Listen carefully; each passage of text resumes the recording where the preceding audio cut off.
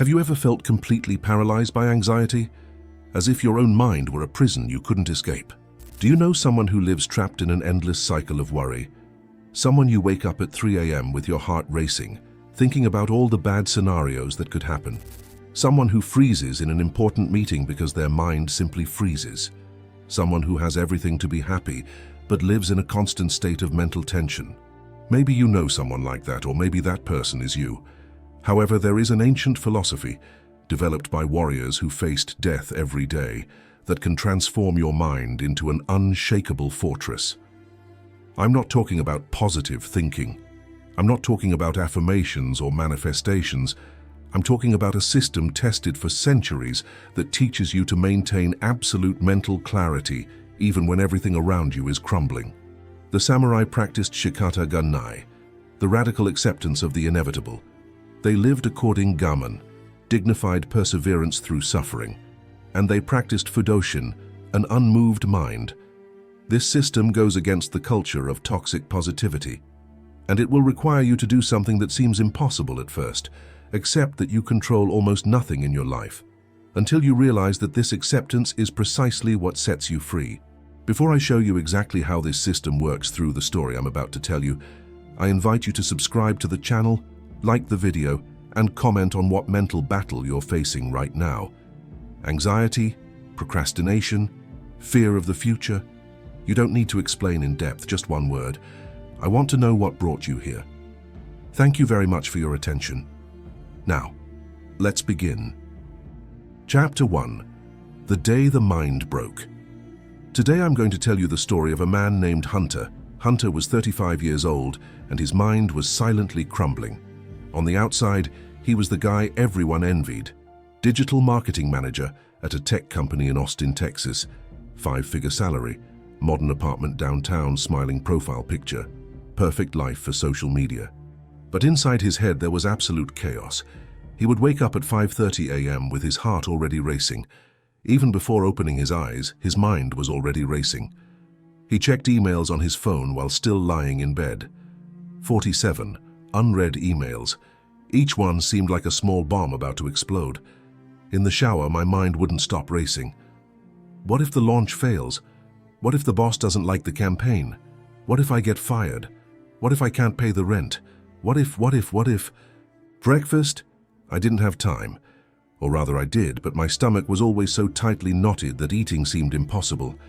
On his way to work, he listened to productivity podcasts. He needed to optimize every second. He needed to be better, faster, more efficient. At the office, he was the first to arrive, last to leave. Meeting after meeting, Slack bombarding him with notifications. Each ping was like a cortisol injection straight into his vein. At night, exhausted, he would collapse on the sofa. He scrolled through Instagram, seeing other people living perfect lives. He scrolled through LinkedIn, seeing other professionals being promoted. Comparison was poison, but he couldn't stop drinking. He tried to sleep at 11 p.m., lay in the dark with your mind spinning in endless loops. He replayed the day's conversations, anticipated the next day's problems, constructed catastrophic scenarios that never happened but seemed absolutely real at 2 a.m. He was taking melatonin, tried guided breathing, listened to white noise. Nothing worked. When he finally fell asleep, it was 3 a.m. 2.5 hours later, the alarm rang again. And the cycle began again. You need to relax, his friends would say. Take a vacation, suggested the online therapist he sometimes consulted. Do yoga, recommended his coworker. But Hunter couldn't relax, because relaxing meant losing control, and losing control meant everything would fall apart. So he tried to control himself more. He made more lists. He installed more productivity apps. He woke up earlier. He cut out sugar. He cut out alcohol. He started running. He started meditating. And the more he tried to control it, the more anxious he became. Because life has this inconvenient characteristic, life doesn't care about your control plan. Chapter 2. The Meeting That Changed Everything. It was on a Thursday during a presentation meeting for investors that Hunter's mind finally said, enough. He had worked on that presentation for 3 weeks, slept 4 hours a night, revised each slide 50 times, rehearsed alone in the mirror. He was ready. Technically perfect. The meeting began. Hunter opened the presentation. First slide, second, third, everything flowing smoothly. Then he got to slide 4, and his mind froze. His heart began to race. His hands started to tremble. The room began to spin. He looked at the faces of the investors and suddenly couldn't process anything anymore. The company CEO was standing beside him. "Hunter, are you all right?" He wasn't there. For the first time in 35 years, Hunter had a full-blown panic attack in public, in front of 6 investors, in front of his boss, in front of the entire team. I'm sorry. He left the room. He locked himself in the bathroom. He sat on the cold floor. And he cried. He wept from utter exhaustion, from surrendering to the fact that his entire total control system had spectacularly failed at the moment that mattered most. The CEO knocked on the door 10 minutes later. "Hunter, open up. Let's talk." They went into an empty room. The CEO, a man in his 50s named Richard, didn't seem angry. He seemed worried. "How long have you been like this?" "Like this? On the edge, on the verge of collapse." Hunter wanted to lie, to say it was just momentary stress, but he didn't have the energy to lie anymore. "About 2 years, maybe more." Richard nodded slowly. "I've been exactly where you are 10 years ago. I ended up in the hospital thinking I was having a heart attack. I was 42 years old. The tests showed that my health was perfect, but my mind was killing me." "And what did you do?" "I went to see a guy, a therapist, different. He taught me something that completely changed my relationship with anxiety, with control, with everything. It might sound strange, but it worked. Do you want his contact information?" Hunter had nothing left to lose. "I want to." Chapter 3. The Japanese Therapist. 3 days later, Hunter was sitting in the therapist's office. Dr. Takahashi entered. A man around 60 years old, grey hair, erect posture, deliberate and calm movements. He didn't look like a therapist. He looked more like a martial arts master. "Hunter, tell me, what brought you here?" Hunter told everything. The constant anxiety, the sleepless nights, the panic attacks, the feeling of losing control. When he finished, he expected to hear about breathing techniques, about medication. Dr. Takahashi didn't take out a notebook. He didn't take notes. He simply said, "Tell me something. How many hours a day do you spend trying to control things you can't control?" Hunter paused. "What do you mean?" "You worry about what your boss will think, but do you control what he thinks?" "No, but I can do a good job and..." "You don't control what he thinks. You worry about whether you'll get promoted. But do you control the company's decision?" "Not directly, but no, you might do a good job, but the company could promote someone less qualified than you just because they find that person more likable. You worry about the economy, the market, what might happen in the future. Do you control the future?" "No." "So why do you waste your mental energy trying to control what cannot be controlled?" Hunter remained silent, because that was exactly what he did, every single day. He spent 90% of his mental energy trying to control things completely beyond his control. Dr. Takahashi leaned forward. "Hunter, the samurai of feudal Japan faced death every day. A poorly blocked sword and they died. A moment of distraction and they died. They lived in the most extreme danger zone you can imagine. And do you know how they dealt with it?" "As?"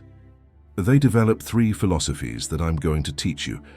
But first I need to know, are you ready to accept something that goes against everything modern culture has taught you?" "What?" "That you're not in control, and that this is the best news you've ever received." Chapter 4. Fudoshin, the Immovable Mind. "I'm going to tell you a story," said Dr. Takahashi. "There was a samurai named Miyamoto Musashi. He was challenged to a deadly duel by the best swordsman in Japan, a man named Sasaki Kojiro. The duel was scheduled for 8 a.m. on a remote island. Kojiro arrived on time, prepared, focused, ready to kill or be killed, but Musashi didn't show up. 9 a.m. nothing. 10 a.m. nothing. Noon, Nothing. Kojiro was seething with rage. He paced back and forth. His mind was in chaos. When Musashi finally appeared hours late, casually paddling a canoe, Kojiro exploded. "You have no honor." And here's the crucial detail. While Kojiro was trembling with rage, his breathing rapid, his muscles tense, his mind clouded by fury, Musashi was completely calm, his mind still as a mountain lake. This mental state is called Fudoshin. The duel lasted seconds. Musashi won. Not because he was stronger, but because while Kojiro had been overwhelmed by emotion, Musashi kept his mind still. Hunter heard the story but didn't understand the connection. "Dr. Takahashi, with all due respect, I'm not facing sword duels. I'm having panic attacks. You are in a duel every day against your own mind, and you are losing because you are being hijacked by your emotions. Anxiety arrives and you let anxiety completely control you. Fear arrives and you are paralyzed. Stress arrives and you react as if you were being attacked by a lion, but I can't control it when the anxiety comes." Exactly. You can't. And that's the point. Fudoshin isn't about not feeling anxiety. It's about not being anxious. Controlled because of anxiety, it's about observing anxiety like you observe clouds passing in the sky. It's there, you see it, but you're not swept away. Dr. Takahashi stood up and went to the window. "Do you see that bamboo out there? When the strong wind comes, the bamboo bends, but it doesn't break, because bamboo doesn't resist the wind, but it moves with the wind, yet keeps its roots firm. That's Fudoshin. Your anxiety is the wind. It will come, it will always come, but you don't need to break. You need to learn to bend without breaking." Hunter felt something strange. For the first time in years, someone wasn't telling him stop feeling anxious or think positive. They were saying, feel, but don't be overwhelmed. How do I do that? Practicing, starting small, very small. Chapter 5. The Practice of the Still Mind. "I'm going to give you an exercise," said Dr. Takahashi. "When you feel anxiety coming on, and you probably will even today, do this. Stop. Do absolutely nothing for 10 seconds. Just observe. Observe the anxiety as a scientist would observe an interesting phenomenon. Ask yourself, where do I feel this in my body? Chest, stomach, throat? Just locate it. Don't try to change it. Just observe. Then breathe, once, deeply, and only then, consciously decide how to act." Hunter thought it was ridiculously simple. That's all? That's all, but it's much harder than it seems, because your instinct will be to react immediately. Anxiety arrives, and you want to do something urgently to stop it. But that doing something urgently is what keeps you trapped. Those 10 seconds create a space between stimulus and response, and in that space, that's where your freedom lies. That afternoon, Hunter returned to work. He was at his computer when he received an email from the CEO. "We need to talk about the project, my office, now." His body reacted instantly, heart racing, hands sweating, his mind already creating 1,000 scenarios. "I'm going to be fired, they're going to fire me, I'm screwed." But then he remembered. He stopped. For 10 seconds. He observed. The fear was in his chest, a pressure, a tension, but that was all, a physical sensation. It wasn't reality. It was a reaction. He breathed. Once. Deeply.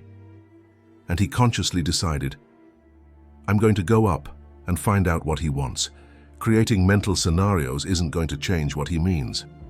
Hunter went upstairs. The CEO wanted to talk about reassigning the project to ease the pressure on him. It wasn't a dismissal, it was help. And there, Hunter understood.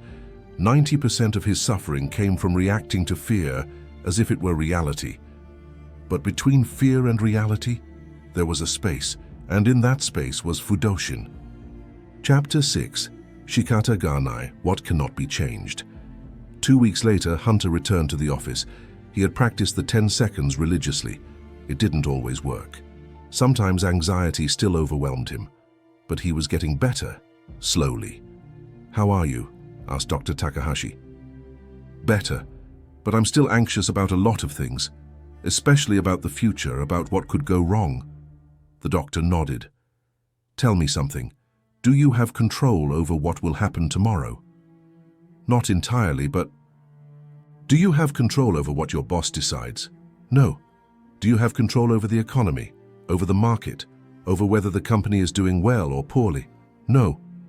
Do you have control over whether you will get sick, whether you will have an accident, how long your parents will live? No. Hunter began to see where this was going. So why do you waste energy worrying about things you can't control? Because I feel I need to prepare, to anticipate problems. There is a difference between preparation and concern. Preparation is action.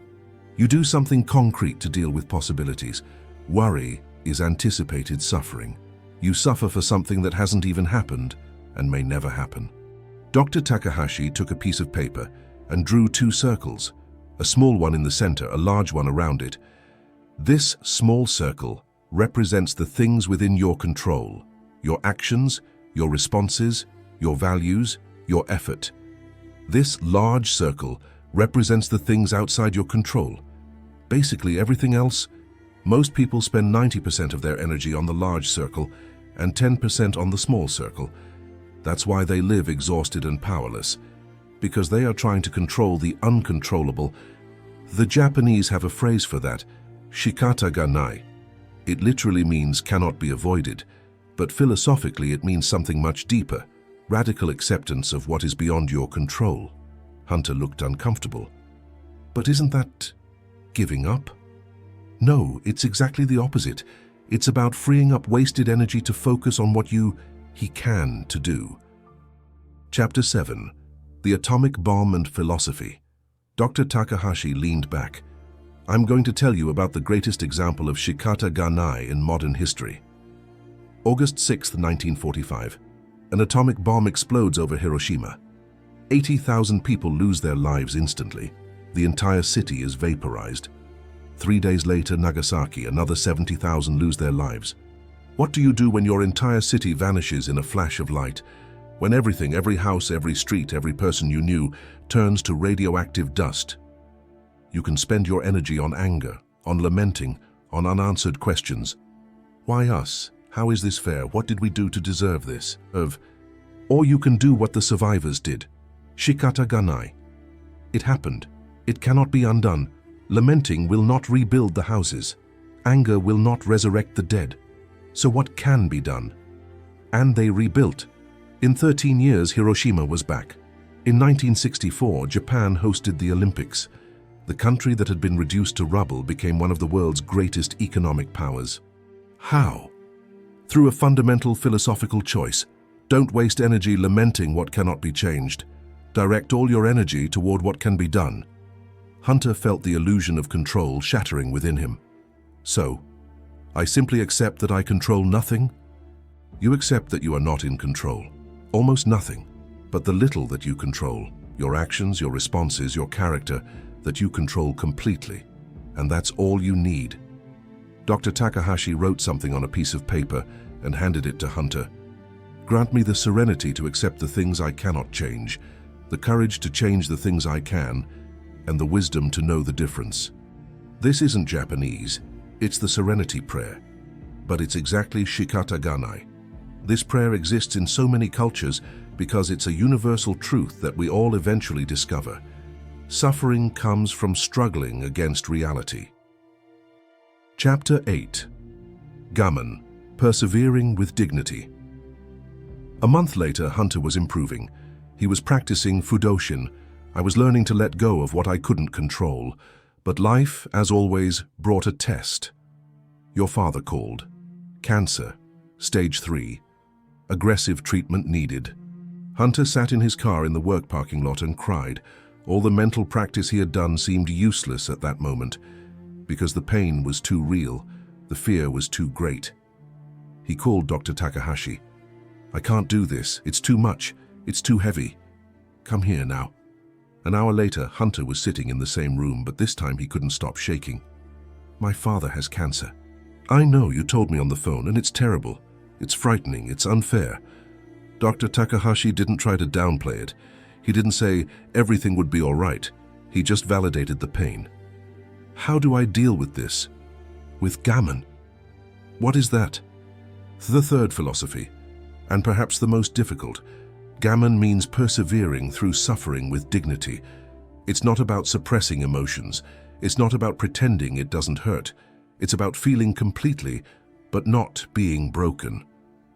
Hunter shook his head. I'm not strong enough for this. You are, because you're already doing it. You're here. You came seeking help instead of falling apart. That's Gaman. Dr. Takahashi went to the garden and returned with a small bonsai tree. Do you know how these trees survive? They are deliberately exposed to harsh conditions. Little water, lots of sun, aggressive pruning, and that doesn't kill them. It makes them stronger, more resilient, more beautiful. Your suffering won't break you, unless you let it. Gaman isn't about not suffering, it's about suffering without losing your dignity, without losing yourself. Will you cry? Yes. Will you be afraid? Yes. Will you have horrible nights? Yes. But the next day you will get up. You will be there for your father. You will do what can be done. That is Gaman. The following months were the hardest of Hunter's life. His father's treatment was brutal. Chemotherapy that left him too weak to get out of bed. Radiation that burned his skin. Bad days. Worse days. Hunter visited the hospital every week, and every time he arrived, he practiced the 3 philosophies. Fudoshin. When anxiety tried to consume him, he observed the fear. He didn't deny it, but he didn't let it control him. Shikata Ganai when he wanted to scream, "Why my father?" He couldn't control the cancer. He could only control its presence. Gaman when the burden seemed unbearable. He would cry in the car after visits, but he always came back.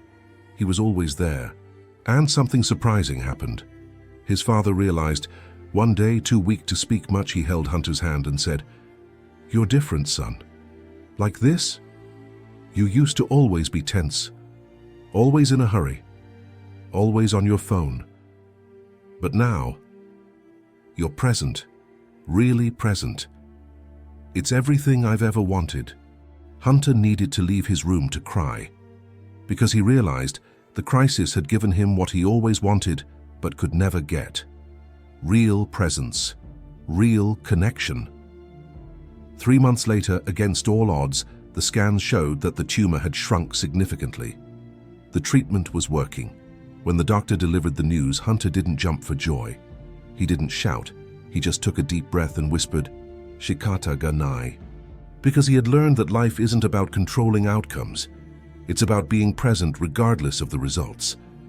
Chapter 9. The Silent Transformation. 6 months after the first consultation, Hunter was a different person. Externally, people noticed. He wasn't tense all the time anymore. He wasn't on his cell phone during conversations anymore. His shoulders weren't permanently hunched. He breathed differently. He moved differently. But the real transformation was internal. He was still a little anxious. Sure, but now when the anxiety came, he didn't panic about being panicked. He just observed. Things that used to overwhelm him. Urgent emails, criticism from his boss, project problems. He now processed them differently. First, he asked, "Is this within my circle of control? If yes, action. If not, Shikata Ganai." Did the work get easier? No. The work remained difficult, but he was no longer fighting against the difficulty. He was navigating through the difficulty. And the strangest thing was, he was more productive now, because he wasn't wasting 70% of his mental energy on worry. He was using that energy on real action. In his final consultation with Dr. Takahashi, Hunter asked, "How do I know if I've truly changed? How do I know this isn't temporary?" The therapist smiled. "Tell me, when was the last time you had a panic attack?" Hunter thought. "It's been 4 months?" "And when was the last time you lost a night's sleep because of anxiety?" "Last week, but I eventually slept, and the next day I was fine." "You are not cured. Cure is a lie we sell. You are transformed. You have the same emotions, but a different relationship with those emotions. And that relationship is everything." Dr. Takahashi took 3 bamboo cards and wrote on them, "Fudoshin, pay attention to your emotions.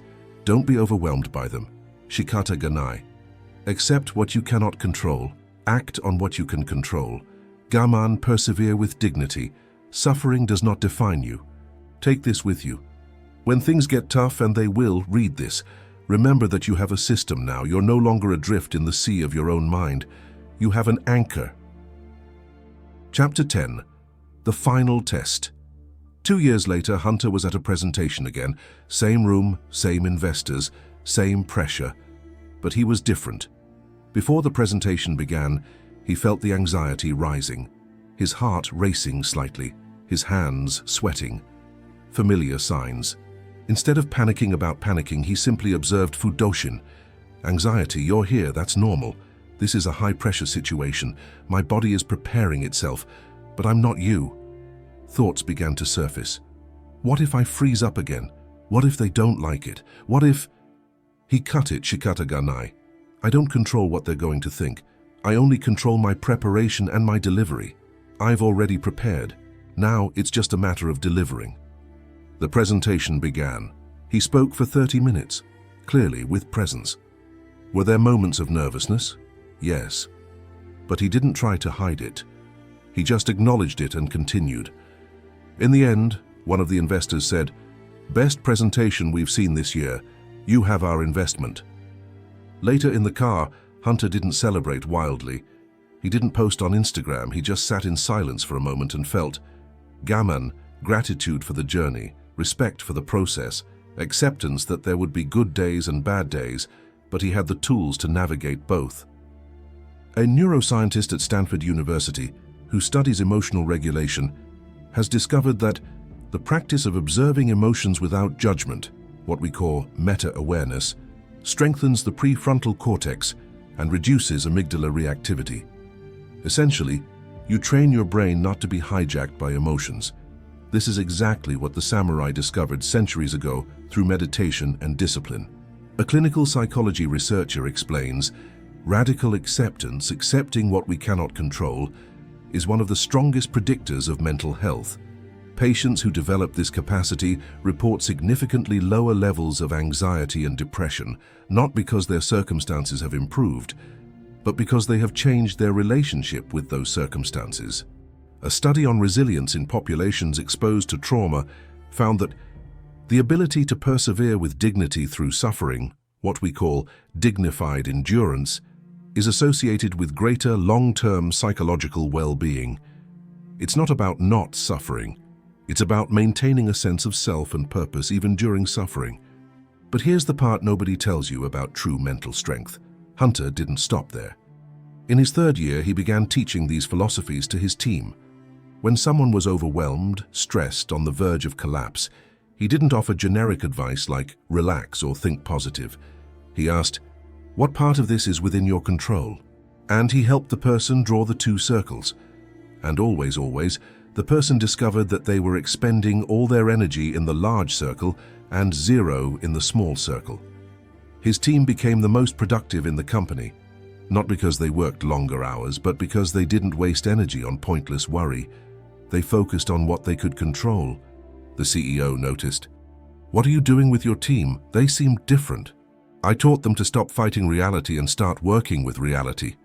Can you teach the rest of the company?" And so Hunter became something he never imagined. A mentor, not of productivity, not of time management, but of mind management.